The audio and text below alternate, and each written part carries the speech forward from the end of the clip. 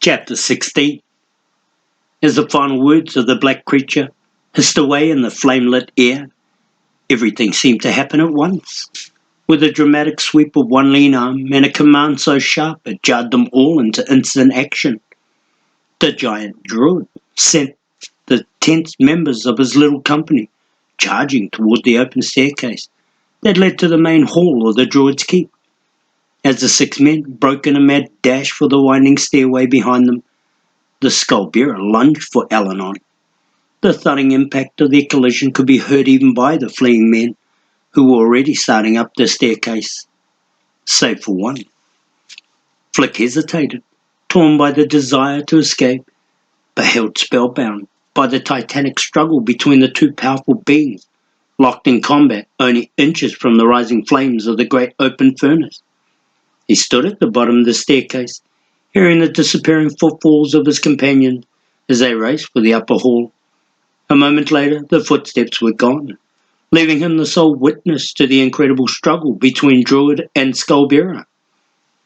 The black-garbed figures were immobile at the edge of the furnace, statues frozen in place with the great strain of their battle, dark faces only inches apart, the lean arms of the giant druid holding firm the claw-tipped limbs of the deadly spirit creature.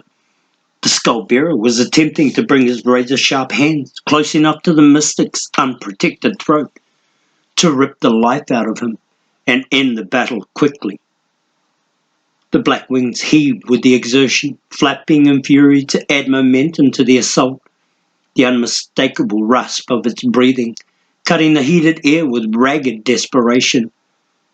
Then suddenly the northern creature's wiry leg shot out, tripping the druid so that he fell backward onto the stone floor at the edge of the pit. Like a shot, the attacker was upon him, one clawed hand sweeping downward for the kill. But the victim was too quick, rolling deftly away from the deadly talons and free from the creature's grasp. Nevertheless, Fleck saw the blow catch a portion of the shoulder and heard the distinct rending of cloth as first blood was drawn. Flick gave a gasp of dismay, but a moment later the druid was on his feet, showing no sign of injury. Twin bolts of blue flame shot out of the extended fingers of his hands, striking the rising skull-bearer with shattering force, throwing the infuriated creature back against the railing. But while the mystic bolts had visibly hurt the serpent during the battle in the Hall of Kings, they did little more than slow the Northland creature for a few brief seconds. Roaring in fury, it counterattacked. Blazing red bolts shot from its burning eyes. Alanon brought his cloak up in a sweeping movement, and the bolts appeared to deflect into the stone walls of the chamber. For a moment, the creature hesitated, and the two opponents circled each other warily in the manner of two beasts of the forest, locked in a life-and-death struggle, which only one could survive. For the first time, Flick noticed that the temperature was rising. With the approach of dawn, the furnace tenders had risen to care for the heating needs of the awakening castle. Unaware of the battle taking place in the walkway overhead, they had activated the dormant bellows machinery at the bottom of the pit, stoking the fire to build it up to an intensity which would enable heated air to warm all the chambers of the druid's keep. As a result, flames were now visible above the edge of the pit, and the temperature of the chamber was rising steadily. Flick felt the sweat pouring down over his face, soaking through his warm hunting outfit, but still he would not leave. He sensed that if Alanon were defeated, they would all be doomed, and he was determined to know the outcome. The sword of Shannara would mean nothing to them if the man who had brought them to this final battleground was destroyed. With rapt fascination clouding his stocky face, Flick Omspid watched what might be the fate of the races and the lands being decided by the two seemingly indestructible protagonists of mortal man and spirit lord. Alanon had attacked again with the flashing blue bolt, striking at the circling skull-bearer in brief, biting blows, trying to force it into a hasty move, trying to cause it to slip, to make a single fatal mistake. The spirit creature was no fool, but an evil spawn of 100 hunts, in which alone had been the victor, and the victims all lay forgotten beyond the world of mortal men. It dodged and twisted with frightening ease, always coming back to the same tense crouch, watching and waiting for its own moment to strike. Then, in a totally unexpected move, the black wings spread wide and it circled into the air in a sweep that carried it soaring around the flames of the furnace and down again with vicious speed onto the tall figure of Alanon. The clawed hands raked downward, and for a moment, like for all was surely lost. Miraculously, the flawed druid escaped the deadly hands, throwing the skull-bearer completely over him with one mighty heave of his powerful arms. The hapless creature flew wildly through the air and crashed with an audible thud into the stone wall beyond. It struggled to its feet in an instant, but the force of the blow had shaken it, slowing it down just enough before it could escape. The giant druid was upon it.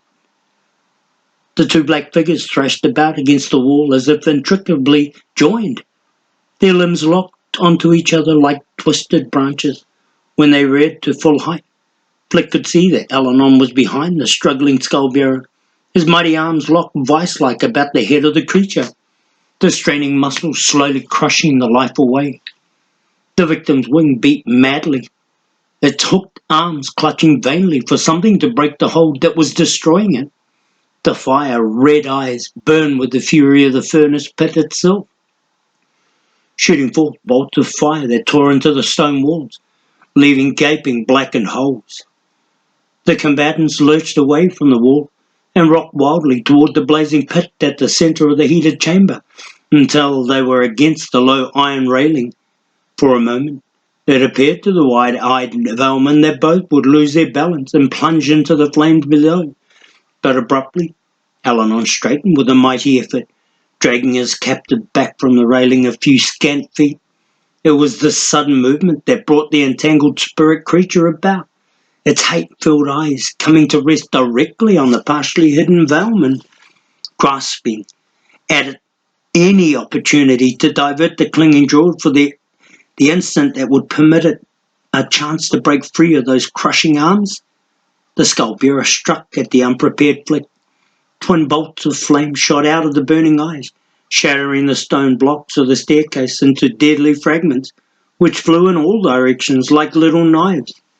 Flick acted instinctively, diving out of the staircase onto the walkway, his hands and face cut by the stone, but his life saved by his quickness. As he leaped clear, the entire entryway shattered abruptly and collapsed in a cascade of broken stone blocks that completely shut off the passage upward, the dust bellowing out of the rubble in heavy clouds. In that same instant, as Flick lay frightened and shaken, but still conscious on the stone floor of the furnace chamber, with the flames from the roaring pit rising higher to meet the clouds of dust from the blocked passage, Alanon's grip relaxed just enough to permit the crafty spirit creature to break loose. Whirling about with a cry of hatred, it struck the distracted druid, a crushing blow on the head, knocking the tall wanderer to his knees. The Northlander moved in for the kill, but somehow the dazed mystic was on his feet again, the blue bolts from the lean hands flashing fiercely as they struck the unprotected head of the attacker. Powerful fists rained resounding blows on both sides of the creature's black head, turning the battered figure about once again as the great arms wound with crushing force about its chest, pinning the wings and claw-tipped hands back against the writhing body. Holding the creature thus, the steel-eyed druid gritted his gleaming teeth in fury and squeezed. Flick, still lying on the floor as the two combatants loomed above him several yards away, heard a terrible crunching sound as something snapped inside the skull-bearer. Then with a lurch, the two figures were again next to the low iron railing, every straining feature clearly revealed in the flames. The thunder of the burning pit matched in its power and its fury by the wail of agony from the shattered victim as the black hooked body shuddered once. From some deep well of strength and hatred buried within, the skull-bearer summoned one last desperate surge of power, throwing itself over the iron railing, its clutching fingers embedded in the black cloaked attacker as it fell, dragging its hated enemy with it, and both figures were lost in the glow of the hungry flames. The fallen Flick climbed dazedly to his feet, shock slowly spreading over his battered face. He tottered unsteadily toward the edge of the furnace pit, but the heat was so intense that he was forced back. He tried once more without success, the sweat pouring down from his forehead into his eyes and mouth, mingling slowly with tears of hapless anger. The flames from the pit soared above the low iron railing, licking hungrily at the stone and crackling with new life, as if to acknowledge the addition of the two black-garbed creatures to fuel it greedily consumed. Through the mist that coated his burning eyes, the Velman gazed fixedly toward the bottomless pit. There was nothing beyond the red glow of the flames and the unbearable heat. Helplessly, he called out the druid's name, over and over in futile desperation, each call sending the echoes bouncing off the stone walls and dying in the heat of the fire. But the Velman found himself alone with the roar of the flames, and he knew at last that the druid was gone. He panicked then. In a mad dash he scrambled back from the fiery pit. He reached the rubble of the stairway before he remembered that it had been blocked, and he collapsed for a moment amid the broken rock, shaking his head to clear his muddled brain. He felt the full intensity of the flame. He knew instinctively that if he did not escape the chamber in a matter of minutes, the heat would bake him alive. He bounded up and ran to the closest stone door, pushing and pulling on it in desperation, but the door did not move, and at last he stopped, his hands bloody from the effort. He looked down the wall. His eye finding a second door, he stumbled onto this one, but it too was secured from the other side. He felt his hopes dim into nothingness, certain now that he was trapped. Woodenly, he forced himself to move on to the third. It was with the last of his fading strength, as he pushed and pulled frantically on the stubborn barricade, that he touched something hidden in the rock and triggered the mechanism that permitted it to open. With a cry of relief, the battered Velman fell through the opening into the passageway beyond, kicking the stone door shut as he lay in the semi-darkness, locking himself away from the heat and the death that remained behind. For many long minutes he lay exhausted in the darkness of the corridor, his burning body soaking up the cool of the stone floor and the soothing air. He didn't try to think, didn't care to remember, but wished only to lose himself in the peace and quiet of the tunnel rock. At last he forced himself wearily to his knees, then to his feet in a final effort, leaning dazedly against the cold stone of the passage wall as he waited for his strength to return. He realized for the first time that his clothing was torn and burned, almost beyond recognition. His hands and face singed, blackened from the heat. He looked around slowly, his stocky frame straightening itself as he pushed away from the wall. The dim light of the torch on the wall ahead indicated the direction in which the winding corridor ran, and he stumbled forward until he was able to grasp the burning piece of wood from its rack. He shuffled along slowly, the torch extended to light his way. Somewhere ahead he heard shouting, and instinctively his free hand went to the handle of his short hunting knife, drawing the weapon from its sheath. After several minutes, the noise seemed to move further away, and at last die out altogether. And still, the Velman had seen nothing. The corridor wound through the rock in curious fashion, taking Flick past several doors, all of which were closed and barred, but never leading upward, and never branching off into other passageways. Every so often the darkness ahead was broken by the dim light of a burning torch, securely fastened to the stone, its yellow light casting its shadow against the far wall like a misshapen wraith, fleeing into the darkness. Then abruptly, the passage widened, and the light ahead grew stronger. Flick hesitated a moment, grasping his weapon tightly, his face streaked with lines of smoke and sweat, but grimly determined in the flickering glow. There was no sound as he inched his way forward. He knew that somewhere there had to be a stairway leading to the main hall of the Druid's Keep. So far it had been a long and futile search, and he was becoming exhausted. He wished belatedly that he hadn't been so eager to remain behind, allowing himself to be cut off from the main party. Now he was trapped in these unfathomable corridors at the centre of Paranor. Anything could have happened to the others by this time, he thought dismally, and he might never find them wandering through this maze. He edged his way a little further around a bend in the rock, his muscles tense, peering carefully into the light. To his surprise, he found himself at the entrance to a round chamber, with numerous other passages leading into it. A dozen or so torches burned cheerfully from the circular wall. He breathed a sigh of relief when he saw that the rotunda was deserted. Then he realized that he was no better off than he had been before. The other passages looked exactly like the one he had come out through. There were no doors leading to other rooms, no stairways leading to the upper level, and no indication as to which way he should go. He looked around in bewilderment, desperately trying to identify one passage from another, his hope fading with each passing second and each repeated survey. At last he shook his head in confusion. Moving to one of the walls, he sat down wearily, closing his eyes as he forced himself to accept the bitter fact that he was hopelessly lost. On Alanon's command, the remainder of the company had broken for the stairway. Durin and Dayal were closest to the stone passage, and for being the fastest in the group, found themselves halfway up the steps before the others had even begun the short climb. Their lithe elven limbs carried them up the flight of stairs in gliding, bounding leap, barely touching the stone as they ran. Hendel, Minion, and Balinor came in a rush behind, their progress partially impeded by their heavy weapons and greater weight, and partially by each other as they tried to avoid stumbling over one another in the narrow, winding staircase. It was a wild, disorganized charge to the upper hall, each man scrambling to reach the object of the long quest and to escape the terrifying spirit creature.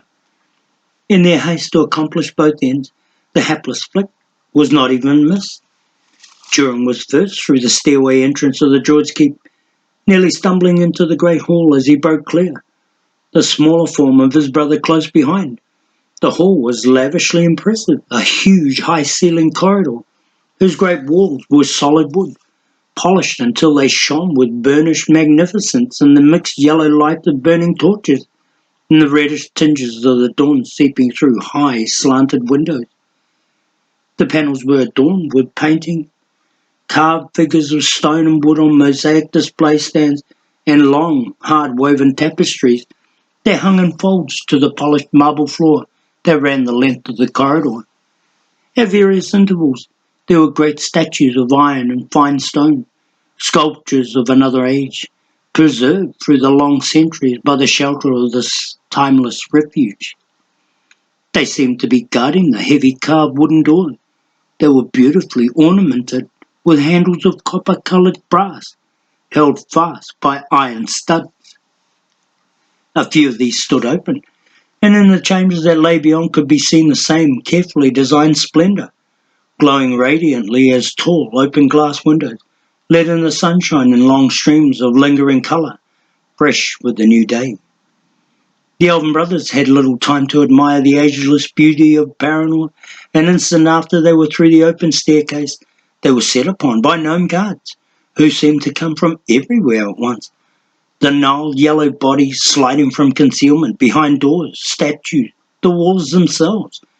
Durin met the rush with his long hunting knife, and withstood the assault only a moment before they were on him. Dayal came to his brother's rescue, swinging his long bow as a weapon, knocking the attackers aside until the sturdy ash broke with an audible snap.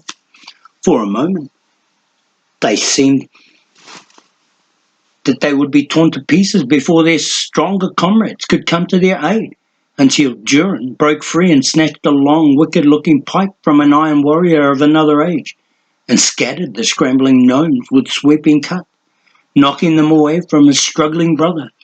But they were reinforced in an instant and quickly reassembled for a second charge. The Elven brothers had moved back to the wall, panting with the strain and covered with slashes and the blood of their attackers. The gnome gathered together in yellow group, their deadly short swords held before them, intent on breaking past Durin's swinging pike and hacking both elves to pieces. With a wild, piercing cry, they charged in for the kill. Unfortunately for the gnomes, they had forgotten to watch the open stairway against the possible chance that the elves were not alone. At that instant, they rushed Durin and Dael. The other three members of the company burst through the doorway and fell upon the unprepared attackers. The gnomes had never in their lives encountered men such as these. In the centre came the huge borderman from Callahorn, his gleaming sword cutting a path through the shorter swords with such ferocity that the gnomes fell over each other trying to escape. On one side they ran headlong into the bludgeoning mace of the powerful dwarf, while on the other they faced the quick blade of the swift, agile Highlander.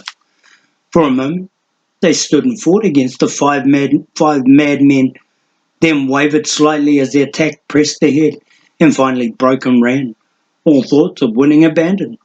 Without a word, the five battered warriors charged them down the magnificent hall, leaping over the wounded and dead, their hunting boots ringing on the polished marble. The few gnomes who stood against them as they came soon went down before the rush, to lie in silent, unmoving heaps. After all that they had suffered and lost, the five who remained from the little company would not be denied any longer the victory they had sought so desperately. Near the end of the ancient corridor, now littered with dead and wounded gnomes, the tapestries and paintings, torn and scattered from the sharp battle, a last band of guards crowded together in tight formation before a set of tall carved wooden doors that stood closed and barred, their short hunting swords held before them like a wall of pikes. The determined gnomes prepared to make a final stand. The attackers made a short rush at the deadly wall, trying to break through at the centre behind the long swords of Balinor and Minion. But the battle-hardened guards repulsed the assault. After several minutes of bitter fighting, the five withdrew in exhaustion, panting and sweating freely with the exertion.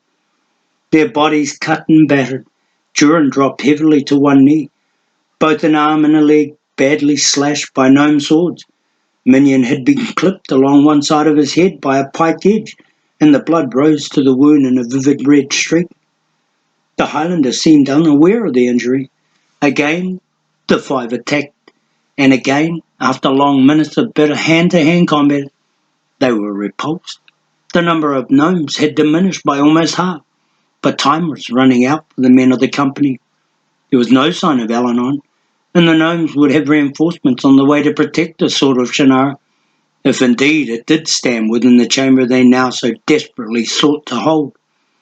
Then, in an amazing display of raw strength, the towering Balinor rushed to the other side of the hall, and with one mighty heave overturned a huge stone pillar, at the top of which was affixed to a metal turn. Pillar and urn struck the stone floor with a crash that jarred everyone to the bone, the echoes reverberating through the bloodied hall. Stone should have shattered, but the pillar remained whole. With the aid of Hendel, the giant borderman began to roll the rounded battering ram sideways towards the wedge of the gnomes and the closed doors to the chamber beyond. The monstrous roller gathering speed and power with each revulsion as it thundered toward the hapless guards. For an instant, the wiry yellow creatures hesitated, their short swords held ready as the crushing weight of the stone pillar bore down on them. Then they broke, bolting for safety, their spirit gone, the battle lost. Even so, several were not fast enough to escape the makeshift ram, and were caught beneath its great bulk as it crashed amid a shower of stone and wood, splinters into the barred doors. The doors shuddered and buckled with the blow, the wood cracking and the iron fastenings snapping like the crack of a whip. Yet somehow they withstood the force of the ram, but an instant later they flew off their hinges with a resounding crash as the weight of the Prince of Callahorn struck them, and the five men rushed into the chamber beyond to claim the sword of Shannara. To their amazement, the room stood empty. There were tall windows and long flowing curtains, masterful paintings that lined the walls, and even several small pieces of walnut furniture placed carefully about the large chamber. But nowhere was there any trace of the coveted sword. In shocked disbelief, the five gazed slowly about the closed room. Durin dropped heavily to his knees, weak from the loss of blood and close to passing out. Dayel came quickly to his aid, tearing up strips of cloth to bind the open wound, then helping his brother to one of the chairs, where he collapsed in exhaustion. Minion looked from one wall to the next, searching for another exit to the room. Then Balinor, who had been pacing the floor of the chamber in slow scrutiny of its marble finish, gave a low exclamation. A portion of the floor at the very centre of the room was scarred and discoloured, beneath a poor attempt to conceal the fact that something large and square had stood there for many years. "The block of tree stone!" exclaimed Minion quickly. "But if it has been moved, it must have been recently." His breathing laboured, his voice weary as he tried to think. "So why did the gnomes try to keep us up?" "Maybe they didn't know it had been moved," suggested Minion desperately. "Perhaps a decoy," ventured Handel abruptly. "Why waste time with a decoy unless—" "They wanted to keep us busy here because the sword was still in the castle and they hadn't gotten it out," finished Balinor excitedly. "They haven't had time to get it out, so they tried to decoy us. But where is the sword now? Who has it?" For a moment all three were at a loss. Had the Warlock Lord known that the company was coming all along, just as the skull-bearer in the furnace had seemed to indicate? If their attack had caught everyone by surprise, what could have happened to the sword since Eleanor had last seen it in this chamber? "Oh, wait!" exclaimed Jiren weakly from across the room, rising slowly to his feet. "When I came through the staircase, there was something happening on another set of stairs down the hall. Men moving up those stairs." "The tower!" shouted Handel, racing for the open doorway. "They've got the sword locked in the tower." Balinor and Minion hurried after the despairing dwarf. The weariness gone. The sword of Shannara was still within their reach. Jiren and Dayal followed at a slow pace, the former still weak and leaning heavily on his younger brother for support, but their eyes bright with hope. A moment later, the chamber stood empty. Flick climbed despondently to his feet after a few minutes' rest and decided that the only course of action left to him was to choose one of the passageways and follow it to the end, hoping that it would take him to a stairway leading upward to the fortress. He thought briefly of the others, somewhere in the corridors above, perhaps already in possession of the sword. They could not know of Alanon's fall, nor of his own fate. Lost in these impossible tunnels, he hoped that they would search for him, but realized at the same time that, if they did get the sword, there would be no time to waste looking for him. They would have to make their escape before the Warlock Lord could send the skull-bearers to retrieve the coveted blade. He wondered what had become of Shay, if he had been found alive, if he had been rescued. Somehow he knew that Shay would never leave Paranor while Flick was alive, but then there was no way for his brother to know that he had not perished in the furnace chamber. He had to admit that his own situation looked pretty hopeless. At that instant there was a loud clamour from one of the tunnels, the sound of boots thudding on the stone floor, of men rushing directly toward the rotunda. In a flash, the Valman crossed the room and hastened into concealment, down a different tunnel, keeping flat against the rock in the protective shadows. He paused just within sight of the lighted rotunda and drew his sword, short hunting knife. A few moments later, a swarm of fleeing gnome guards charged in the connecting room and disappeared down another of the passageways without pausing. The sounds of their flight were soon lost in the bends and turns of the rock. Flick had no idea what they were running from, or perhaps running to, but wherever they had been was where he wanted to be, It was a good bet that they had come from the upper chambers of the Druid's Keep, and that was the place the Velman had to reach. He moved cautiously back into the lighted chamber and crossed to the tunnel from which the gnomes had come, backtracking their path of flight. He entered the now deserted corridor and disappeared into the darkness beyond. He held his knife before him, groping his way along the dimly lit walls toward the first torch rack. Bringing the burning wood from his clasp, he proceeded deeper into the passage, his eager eyes scanning the rough walls for signs of a door or an open staircase. He had only gone about 100 yards when, without warning, a portion of the rock slid open almost at his elbow, and a single gnome stepped into view. It was disputable as to which of the two were more surprised at the appearance of the other. The gnome guard was a straggler from the larger group, fleeing the battle in the halls above, and the sight of another of the invaders here in the tunnel momentarily startled him. Although smaller than the Velman, the gnome was wiry and armed with a short sword. He attacked immediately. Flick dodged instinctively as the sweeping blade went wide of the mark.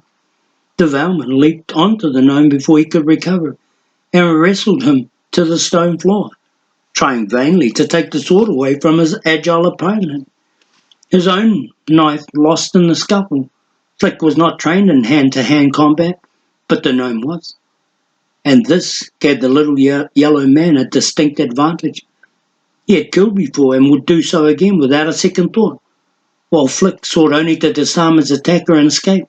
They rolled and fought across the floor for several long minutes before the gnome again broke free and took a vicious cut at his adversary, barely missing the exposed head.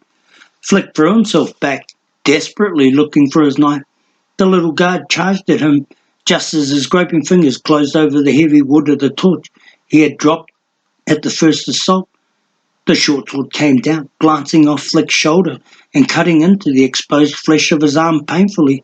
At the same moment, the stunned Velman brought the torch up with a powerful swing and felt it strike the gnome's raised head with jarring impact.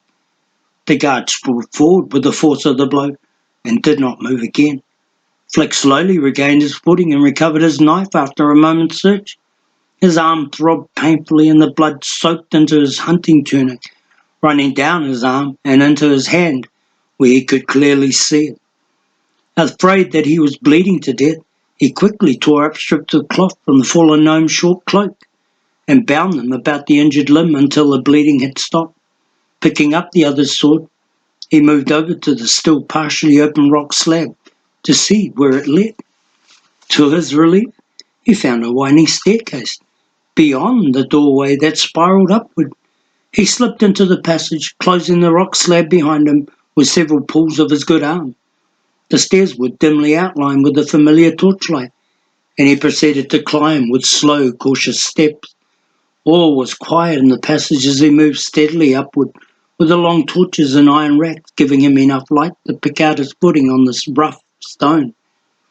He reached the closed door at the top of the stairway and paused there to listen, his ear placed next to the cracks between the iron bindings. There was only silence beyond. Cautiously, he pushed the door open a bit and peered through into the ancient halls of Paranor. He had reached his goal.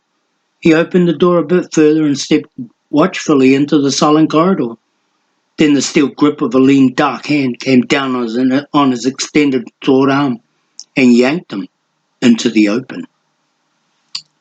Handel paused hesitantly at the bottom of the stairway that led to the tower of the Druid's Keep, peering upward into the gloom. The others stood quietly at his back, following his gaze intently. The stairway consisted of little more than a set of open stone steps, narrow and treacherous-looking, that wound upward in a spiral along the walls of the rounded turret. The entire tower was shrouded in gloomy darkness, unlighted by torches or openings in the dark stone. From their poor vantage point, the members of the company could see little beyond the first few turns in the staircase. The open stairwell dropped away from where they stood into a blackened pit. Minion crossed to the edge of the landing and peered downward, mindful of the absence of any guardrail, either here or along the stairs. He dropped a small pebble into the black abyss and waited for it to hit bottom. No sound came back to him. He glanced again at the open stairs and the gloom above, then turned to the others. "Looks like an open invitation to a trap," he declared pointedly. "Very likely," Ballanor agreed, stepping forward for a closer look. "But we have to get up there." Minion nodded, then shrugged casually, moving toward the stairway. The others followed without a word, Handel right at the Highlander's heels, Ballanor next, and the Elven brothers bringing up the rear. They moved cautiously up the narrow stone steps, alert for any sign of a trap, their shoulders close to the wall, away from the dangerous open edge of the stairwell. They wound their way steadily through the musty gloom. Minion studied each step as he went, his keen eyes searching for the seams of the stone block wall for hidden devices. From time to time he tossed stones onto the steps ahead of them, testing for traps that might be released by any sudden wave on the steps, but nothing happened. The abyss below was a silent, black hole cut into the heavy gloom of the tower air. No sound penetrating its dark serenity, save the soft scraping of hunting boots ascending the worn steps. At last the faint light of burning torches cut through the darkness far above them, the small fires flickering briskly with the gusting of an unknown source of wind from the turret peak. A small landing came into view at the summit of the staircase, and beyond, the dim shape of a huge stone door, bound with iron and standing closed. The top of the Druid's keep. Their minions sprang the first hidden trap. A series of long barbed spikes shot out from the stone wall, triggered by the pressure of minions put on the stone stairway. Had minions still been on the step, they would have cut into him, crippling him and forcing him over the edge of the open stairwell into the black abyss below.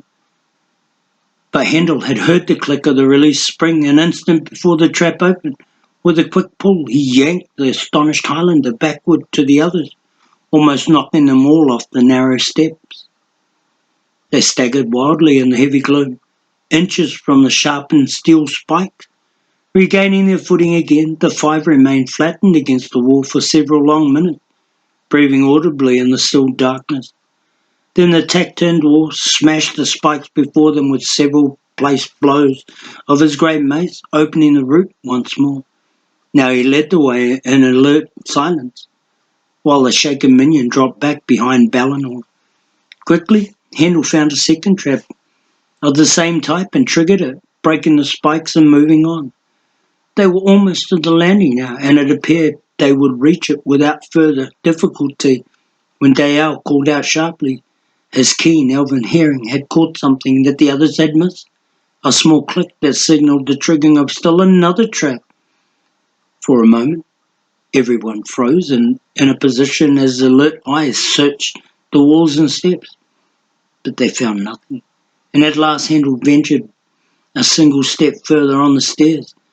Surprisingly, nothing happened, and the cautious dwarf proceeded to the top of the stairway, while the others remained in position. Once he had safely reached the landing, the others hastened after him until at last all five stood together at the top, looking anxiously down the winding staircase into the black pit. How they had managed to escape the third trap, they could not imagine. Ballanor was of the opinion that it had failed to function properly due to long years of neglect. But Handel was not so easily persuaded. He could not shake the feeling that somehow they had overlooked the obvious. The tower hung like a huge shadow over the open stairwell, its dark stone chill and wet to the touch, a mass of giant blocks that had been assembled ages ago and had stubbornly withstood the ravages of time with the endurance of the earth itself. The huge door at the landing appeared to be immovable, its surface scarred, the iron binding as sturdy as the day they had been embedded in the rock. Great iron spikes, hammered into the stone, held the hinges and lock in place, and it appeared to the five who stood before it that nothing less than an earthquake could force the monstrous slab of stone open even an inch. Ballanor approached the formidable barrier, cautiously ran his hands along the seams and lock, trying to find some hidden device that might release it. Gingerly, he turned the iron handle and pushed forward. To the astonishment of all, the stone slab slid partially open with a shudder and a grinding of rusted iron. A moment later, the mystery of the tower was revealed as the door swung open all the way, striking the inner walls with a sharp crush. In the exact centre of the rotund, rounded chamber, set in polished black surface of the giant tray stone block, blade downwards so that it rose before them like a gleaming cross of silver and gold, they beheld the legendary sword of Shannara. Its long blade flashed brightly in the light of the sun, streaming through the high iron-barred windows of the tower, reflecting sharply off the mirror finish to the square stone.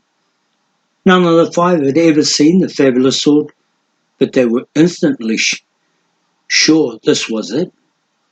For a moment they remained framed in the doorway, gazing in astonishment, unable to believe at last, after all their effort, the endless marches, the miserable days and nights of hiding, there before them stood the ancient talisman they had risked everything to find.